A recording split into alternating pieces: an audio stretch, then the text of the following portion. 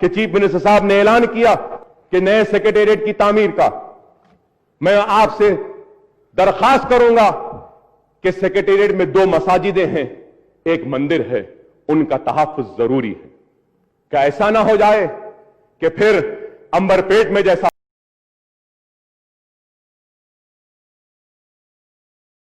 अगर आपने हमारे चैनल को सब्सक्राइब नहीं किया है तो आपको यहाँ सब्सक्राइब बटन दिख रहा है, उसे क्लिक करिए और सब्सक्राइब कीजिए और साथ ही साथ बेल आइकॉन को भी क्लिक करिएगा जिससे कि आपको ताजा अपडेट मिलते रहे। कि चीफ मिनिस्टर साहब ने ऐलान किया कि नए सेक्रेटेरिएट की तामीर का मैं आपसे दरखास्त करूंगा कि सेक्रेटेरिएट में 2 मसाजिदें हैं, एक मंदिर है, उनका तहफ्फुज जरूरी है।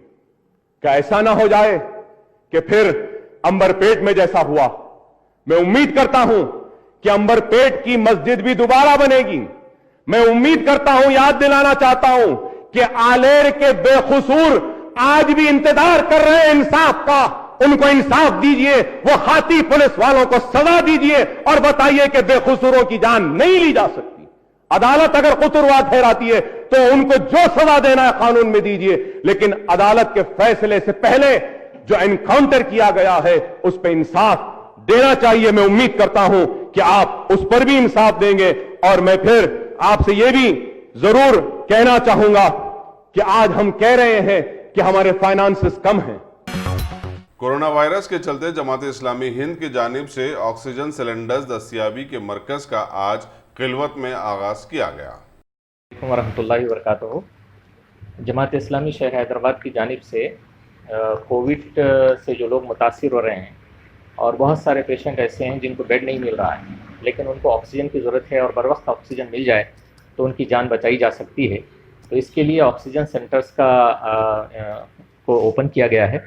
अब तक 3 सेंटर्स ओपन हो चुके हैं, आसिफ नगर पे, गोलकुंडे में और मलकपेट में। आज ये चौथा सेंटर है जो जमात इस्लामी खिलवत के तहत खिलवत मोहल्ले के अंदर आज आगाज़ इसका हो रहा है। तो ऐसे पेशेंट्स जो सांस की तकलीफ में मुब्तला हैं तो उनको चाहिए कि वो डॉक्टर का रिकमेंडेशन लेके आएँ, अपना आधार कार्ड लाएँ और यहाँ पर जो है सिलेंडर की कुछ डिपॉजिट है वो डिपॉजिट जमा करके वो सिलेंडर ले जा सकते हैं। अगर फिर रिफ़िल की ज़रूरत पड़ी उनको तो वो रिफ़िल वो खुद अपने तौर पे करवा सकते हैं। फिर वापस सिलेंडर ला के हमारे पास से डिपॉजिट वापस ले जा सकते हैं। इसके कोई चार्जेस नहीं है, फ्री ऑफ कॉस्ट है और ये सिर्फ इंसानों की जान बचाने के लिए एक इक़दाम है। लेकिन डॉक्टर के रिकमेंडेशन के बगैर हम ये सिलेंडर किसी को नहीं देंगे। इसके अलावा अगर पेशेंट को कुछ ऑनलाइन कंसल्टेशन और रहनुमाई की ज़रूरत है, ऑनलाइन मेडिकेशन की ज़रूरत है, तो हैदराबाद में जो डॉक्टर्स की एसोसिएशन है डेर, ये लोग ऑनलाइन फ्री कंसल्टेशन दे रहे हैं, फ्री मेडिकेशन का जो है कंसल्टेशन दे रहे हैं। उस वेबसाइट के डेर की वेबसाइट पे जाके वहाँ से जो है डॉक्टर्स के ज़रिए से रहनुमाई हासिल की जा सकती है और वो मेडिकेशन की भी बिल्कुल रहनुमाई कर रहे हैं और अल्हम्दुलिल्लाह काफ़ी पेशेंट्स इससे इस्तेफादा कर रहे हैं और अल्हम्दुलिल्लाह रिकवर हो रहे हैं। तो ये फैसिलिटीज़ इस्तेमाल करेंगे लोग घर में क्वारंटाइन करते हुए तो इंशाअल्लाह बहुत सारे लोगों की जान बच सकती है और जान बचाई जा सकती है। वक्फ बोर्ड सलीम ने सीएम केसीआर के जानिब से सेक्रेटेरिएट में नई मसाजिद तामीर करने के फैसले का खैर मकदम किया और बताया कि सीएम केसीआर एक सेक्युलर सीएम है। जो सीएम साहब की नॉलेज में जो आया है मस्जिद का, सेक्रेटेरिएट की मस्जिद का कल से जो इशू उठाए हैं, जो लोगों को जो दिल को तकलीफ हुई है, मगर सीएम साहब जैसा मालूम होते ही इमीडिएट जो है ना सीएम साहब जो है ना आज स्टेटमेंट भी जारी कर दिए, प्रेस रिलीज भी कर दिए और मैं सीएम साहब का दिल की गहराइयों से मुबारकबाद देता हूँ, मैं वेलकम करता हूँ, क्योंकि मस्जिद और मंदिर रिलीजियस जो भी प्लेस है उसको अच्छे से अच्छा बनाएंगे बोल के सीएम साहब का भी स्टेटमेंट आगा। उसमें कई ऑर्गेनाइजेशन वाले भी जो है ना उसको वेलकम करें और मैं भी वेलकम करते हुए सीएम साहब को मैं मुबारकबाद देता हूँ कि मस्जिद अच्छे से अच्छी बनाएंगे बोल के सीएम साहब जो स्टेटमेंट दिए। और क्योंकि हमारे केसीआर साहब जो है सेक्युलर सीएम है, क्योंकि इंडिया में नंबर 1 सीएम है हमारे केसीआर साहब, जो आज तक भी सेक्युलरिज्म को बरकरार रखे हैं नो। क्योंकि तेलंगाना बनने के बाद आज तक जो भी सीएम थे आंध्रा के वहाँ के थे, मगर ये सीएम साहब तेलंगाना के नो हिंदू मुस्लिम कल्चर से भी वाकिफ है। तो वो हिसाब से जो है ना आज सीएम साहब जो है ना जैसा इमीडिएट मालूम होते जो है ना उन्होंने प्रेस रिलीज भी दे दिए, क्योंकि मैं सीएम साहब को मैं दिल की गहराइयों से मुबारकबाद देता हूँ।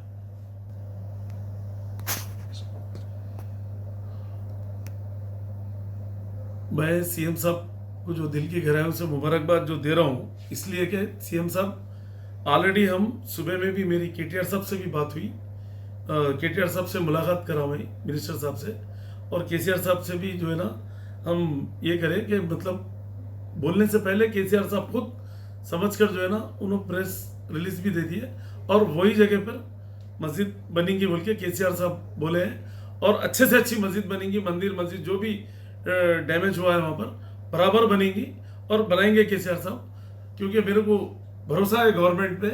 ये सेकुलर गवर्नमेंट है, इंडिया में कोई गवर्नमेंट सेकुलर नहीं है, सिर्फ केसीआर साहब की गवर्नमेंट सेकुलर है।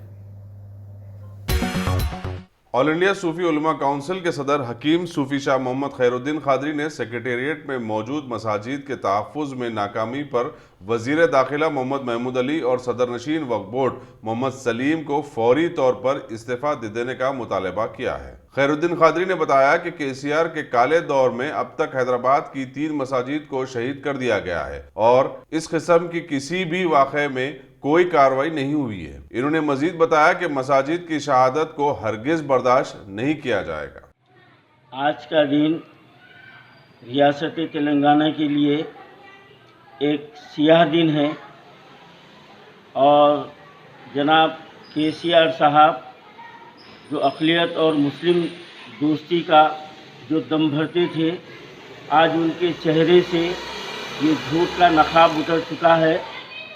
सेक्रेटेरिएट के 2 मसाजिद और 1 मंदिर को जो मिसमार किया गया है, ऑल इंडिया सूफी उलमा काउंसिल 1 साल पहले इस बात का ऐलान किया था कि जिस वक्त एक खाना मस्जिद अंबरपेट शहीद की गई थी, उसी वक्त से ये खदशा लगा हुआ था कि टीआरएस हुकूमत के निशाने पर कई मसाजिद है और आवाम को ये समझना चाहिए कि ये सेक्रेटेरिएट की मसाजिद पर के शहीद करने के बाद फिर आगे जो है ना ये खामोश बैठने वाले हैं।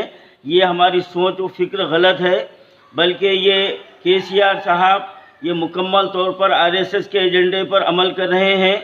और मैं ये बात कहूँ तो बेजाना होगा, जिसको ये नो अपना गुरु मानते हैं पीवी नरसिम्हा राव, जो बाबरी मस्जिद के कातिल हैं, उन्होंने उनकी 1 साला तकारीब मनाने का ऐलान जो किया है और आज जो मसाजिद को शहीद कर उन्होंने बकौल उनके गुरु को उन्होंने श्रद्धांजलि दी है।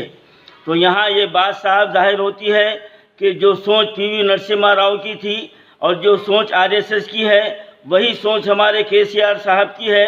लेकिन केसीआर साहब को ये भी ज़हन नशीन रखना चाहिए कि आज पीवी नरसिम्हा राव के ख़ानदान को कोई पूछने वाला नहीं है और ये बात जो है ना आप पर भी आने वाली है।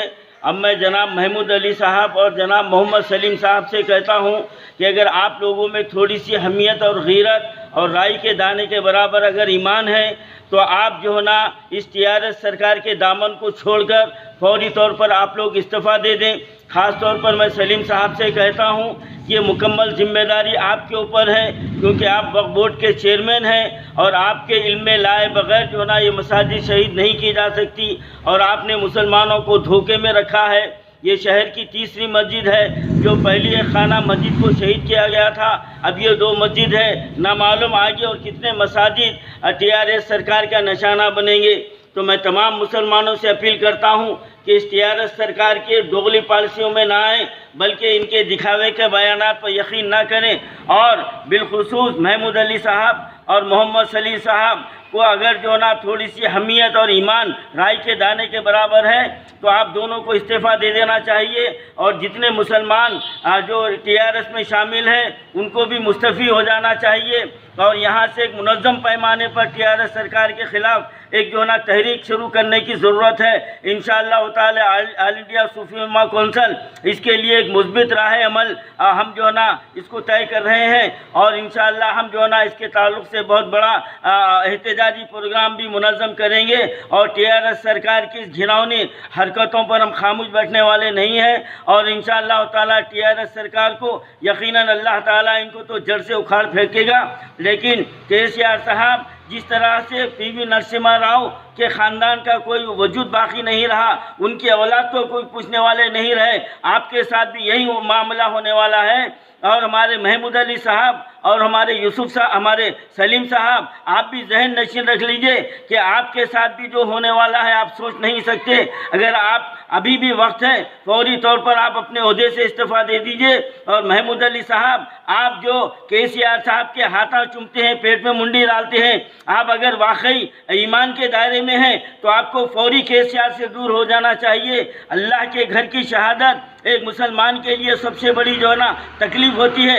अगर अभी भी आपको तकलीफ़ नहीं आई तो फिर हम के आपके ईमान के आपका ईमान का अल्लाह ही हाफिज़ है। और मैं ये उम्मीद रखता हूँ कि अल्लाह ताला आप लोगों का खातिमा ख़त ईमान पर नहीं करेगा। और मैं तमाम मुसलमानों से अपील करता हूँ कि इसके लिए अब तहरीक के लिए मुस्तैद हो जाइए और केसीआर हुकूमत और टीआरएस हुकूमत के ख़िलाफ़ हमको मुनज़्ज़म पैमाने पर हमको तहरीक चलाने की ज़रूरत है। और ऑल इंडिया सूफी उलमा कौंसिल इसके लिए इंशाअल्लाह काम शुरू कर दी गई है। रियासत तेलंगाना के वज़ीर आबकारी श्रीनिवास गौड़ ने आज ज़िले मेडचल की एक तकरीब में मेहमान ख़ुसूसी की हैसियत से शिरकत करते हुए सारे मुल्क में अपनी नौइयत के पहले सिंधी की झाड़ों से निकाले जाने वाले नीरे की बिक्री का इफ्तिताह किया और बतलाया कि सीएम केसीआर की ज़ाती ख्वाहिश पर अब इस तरह के कुदरती मशरूब को बढ़ावा दिया जाएगा और आर्टिफिशियल ड्रिंक्स में कमी लाने की कोशिश की जाएगी। और इस सिलसिले में हुकूमत ऐसे मशरूब की तैयारी में जुड़े सभी कास्ट के लोगों को बढ़ावा भी देगी। और अभी इस मौके पर इस सिलसिले में Kompally municipal staff, excise officials और दीगर इस काम से जुड़े बहुत सारे लोगों की इन्होंने सराहना भी की। तेलंगाना के वज़ीर दाखिला मोहम्मद महमूद अली ने आज एक इजलास में सीएम केसीआर के उस बयान का खैर मकदम करते हुए बतलाया कि सेक्रेटेरिएट की इमारत की इंहदामी कार्रवाई में शहीद हो जाने वाली 2 मसाजिद और मंदिरों की असर नौ बड़े पैमाने पर तामीर की जाएगी और इन तामीरात के लिए कॉन्ट्रैक्टर से गुफ्तशुनीद भी शुरू की जा चुकी है। इन्होंने आगे बतलाया कि तेलंगाना के सेक्युलर सीएम केसीआर बिला लिहाज मजहब मिल्लत हर एक का ख्याल रखते हैं और जो कहते हैं वो कर गुजरते भी हैं। दूसरे लीडर्स की तरह डोगले नहीं हैं, लिहाजा आवाम को इनका साथ देना चाहिए।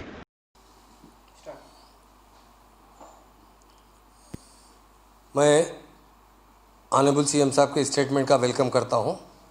हिंदुस्तान में अगर कोई वाहिद लीडर है, सेकुलर लीडर है, तो वो केसीआर साहब है। उन्होंने 14 साल की जद्दोजहद में हमेशा सेकुलरिज्म का नारा बुलंद किया और सारे कौमों को एक साथ देखने वाले कोई लीडर है तो वो केसीआर साहब है। सेक्रेटेरिएट के अंदर चूँकि सेक्रेटेरिएट की तामीर जदीद हो रही है, वहाँ पर जो है डिमोलिश का काम चल रहा है, उसमें मस्जिद को थोड़ा सा डैमेज हुआ है। सीएम साहब ने आज स्टेटमेंट दिया है कि मैं वो मस्जिद को फिर से अच्छी तरीके से बनाऊंगा और साबिक़ा में जो मस्जिद है उससे भी कुशादा मस्जिद बनाऊंगा।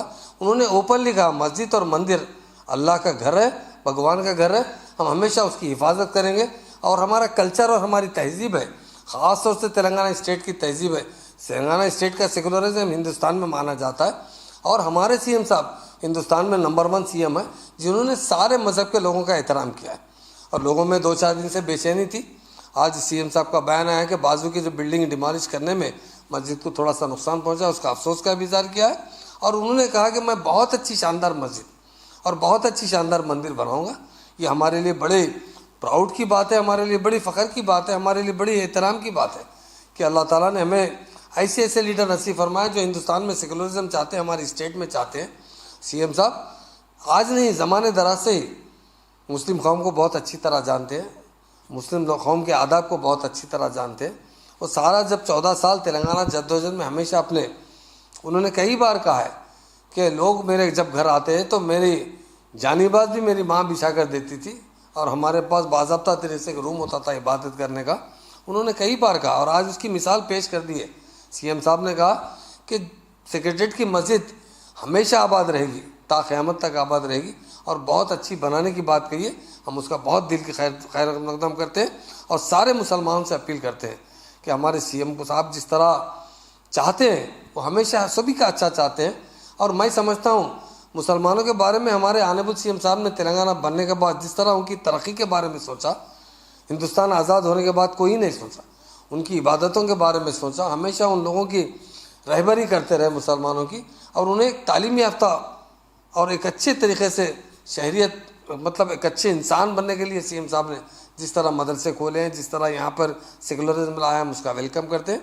बहुत दिल की गहराइयों से हमारे सीएम साहब का स्टेटमेंट का हम खैर मकदम करते हैं और अल्लाह से दुआ करते हैं अल्लाह हमारे सीएम को कायम रखे और इसी तरह हमारी गंगा जमुना तहजीब हमेशा मुस्तकिल रहे।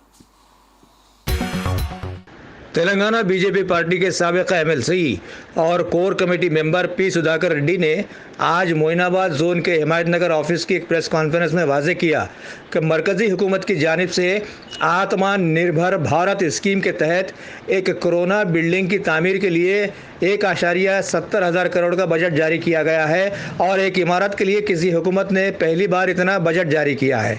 इन्होंने बीजेपी सदर जेपी नड्डा का इस मौके पर शुक्रिया अदा किया कि गरीबों की मदद के लिए अब वो आगे आ गए हैं और फी आदमी 5 किलो चावल सरबराह करने की स्कीम के साथ साथ किसान योजना स्कीम के तहत किसानों के खाते में 6-6 हज़ार की रकम भी जारी कर रहे हैं।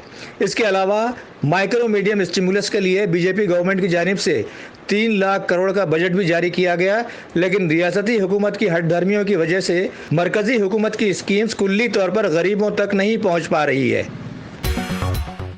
तेलंगाना कांग्रेस के साबिक़ा वज़ीर मोहम्मद अली शब्बीर ने आज सेक्रेटेरिएट इंहदामी कार्रवाइयों में मंदिरों और मस्जिदों को मिसमार कर दिए जाने पर हुकूमत की सख्त नालिश की और बतलाया कि टीआरएस हुकूमत अपने दौरे इक़्तिदार में आवाम को सिर्फ धोखा देती आई है और मुनद्दम किए जाने वाले मजहबी मुकामात की दोबारा तामीर का वादा भी एक धोखे से कम नहीं है।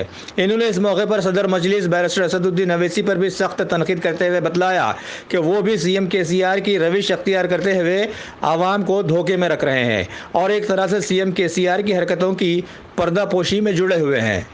के लिए और दुनिया के तमाम मुसलमानों के लिए एक सियाह दिन है।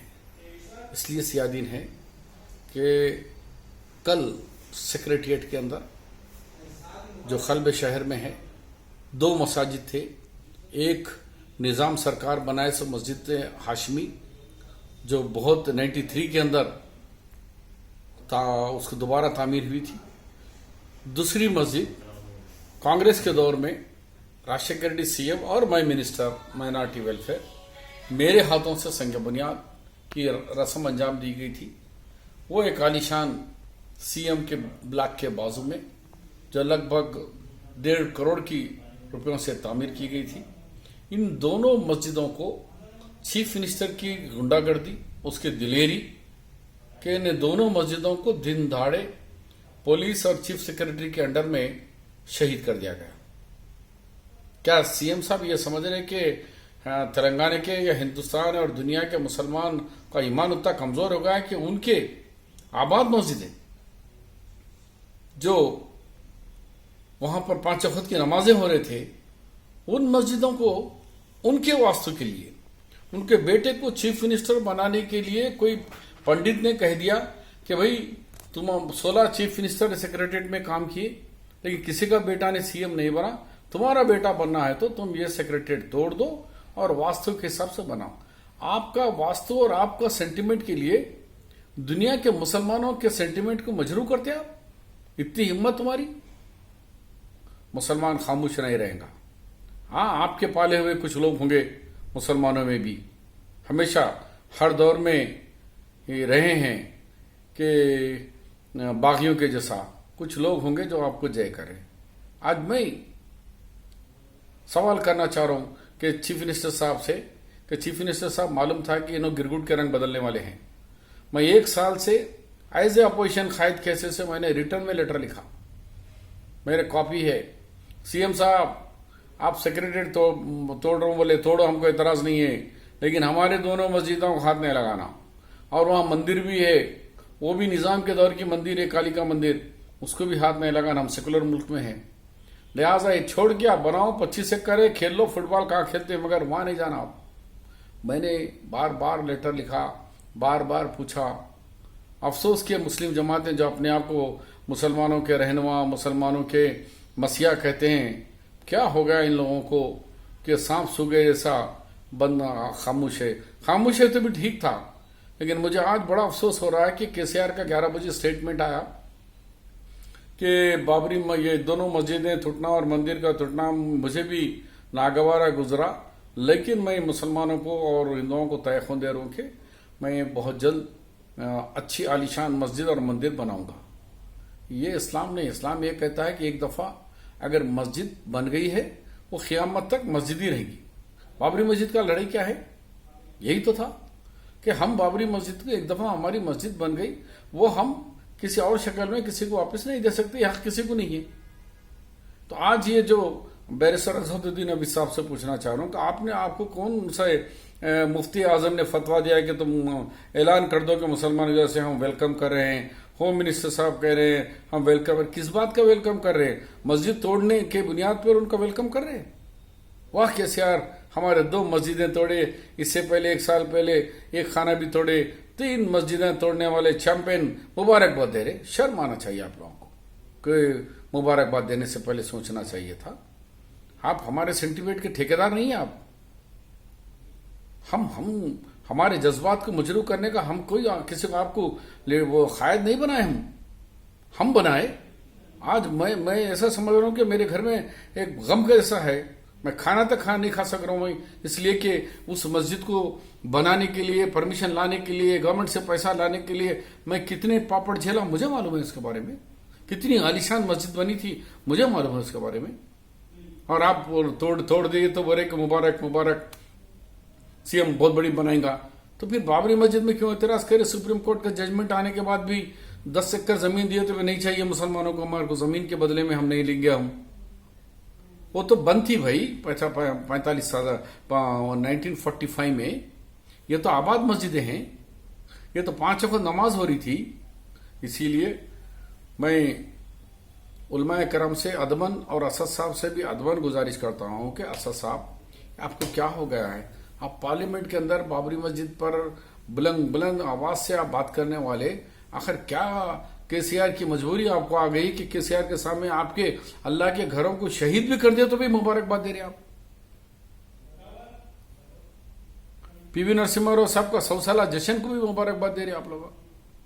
हैदराबाद यूनिवर्सिटी, सेंट्रल यूनिवर्सिटी का नाम भी बदल दे रहे तो मुबारकबाद दे रहे आप लोग। क्या हो गया है आप लोगों को? इख्तिदार की इतनी भूख क्यों है आप लोगों को? उलमाए कराम से भी कह रहा हूं कि भाई आज पूछना चाह रहे कि हिंदुस्तान के अवाम, दुनिया के मुसलमान आप लोगों से पूछना चाह रहे कि क्या आप लोग खाली सीएम के वजह से वोट के लिए अपील करने के लिए है, या फिर आप लोग आज गलत काम हो रहा तो फिर आवाज उठाने के लिए है? मैं चाहता हूं कि जरूर आप लोग इसके सीएम साहब के जो मस्जिदों को और मंदिर को शहीद करने का जो वाकया, जो उन्होंने कारनामा अंजाम दिए, उसकी सख्त सजा उनको मिलनी चाहिए। उसके लिए आप सब लोग को मैदान में आना चाहिए और अपनी आवाज को और अपने एहतजाज को बुलंद करना चाहिए। Commissioner city police Hyderabad Anjani Kumar ने आज एक तकरीब में महकमा पुलिस के कोविड-19 वायरस से मुतासरा वेस्ट जोन के करीब 45 अफराद के रूबे सेहत हो जाने के बाद आज ड्यूटीज़ पर रुजू बकार होने पर उनका खैर मकदम किया और आवाम को इस मौके पर मुतनब्बी भी किया कि माहौल में कोविड-19 वायरस के एकदम फैल जाने से काफ़ी दिक्कतों का सामना करना पड़ रहा है। दवाखानों में बेड्स की कमी है, वेंटिलेटर्स भी खातिर ख्वाह दस्तियाब नहीं है, लिहाजा ऐसे में आवाम अगर एहतियात से काम नहीं लेती है तो नुकसान उठाना पड़ेगा। इन्होंने आगे बतलाया कि माइग्रेंट लेबर्स को वापस भेजने के दौरान महकमे पुलिस को काफ़ी दुश्वारियों का सामना करना पड़ा था और ऐसा करके महकमे पुलिस ने एक कारनामा सा अंजाम दिया है। लिहाजा इन्होंने सभी से गुजारिश भी की कि वो अपने इस अमली इक़दाम को जारी रखते हुए आवाम में एतमाद बहाल करें। అందరికీ నమస్కారం। West zone joint CP Shri AR Srinivas garu, additional DCP Iqbal Siddiqui garu, ACP Asif Nagar Shiv Maruti garu, all senior officers, తర్వాత west zone corona conquerors, corona విజేతకి నేను ముందు హార్టీ కాంగ్రాచ్యులేషన్ చెప్తున్నాము। లాస్ట్ 5-6 మంత్స్లో ఒకటే హైదరాబాద్లో కాదు, ఎంటైర్ కంట్రీలో ఈ వ్యాధితోటి ఫైటింగ్ జరుగుతుంది। ఈ సిచ్యువేషన్లో హెల్త్ డిపార్ట్మెంట్, మెడికల్ డిపార్ట్మెంట్, తర్వాత పోలీస్ డిపార్ట్మెంట్ ఒక ఫ్రంట్ లైన్ వారియర్స్ లాగే పబ్లిక్లో చాలా మంచి ఇమేజ్ వచ్చింది। ఈ సిచ్యువేషన్లో బికాస్ ఆఫ్ మీ అందరికీ హార్డ్ వర్క్, పోలీస్ డిపార్ట్మెంట్కి హార్డ్ వర్క్ కి రిజల్ట్ అంటే ఎంత మంచిగా వచ్చింది.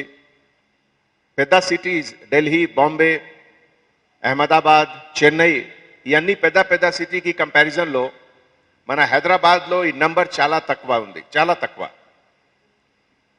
ఇదే విధంగా ఫెటాలిటీ రేట్ అంటే 100 మెంబర్స్కి పాజిటివ్ వస్తే ఎంత మెంబర్కి సీరియస్గా వచ్చింది, డెత్ జరిగింది. ఈ ఫెటాలిటీ రేట్ కూడా హైదరాబాద్లో కంట్రీకి లోయెస్ట్ ఉంది బిగ్ సిటీస్లో.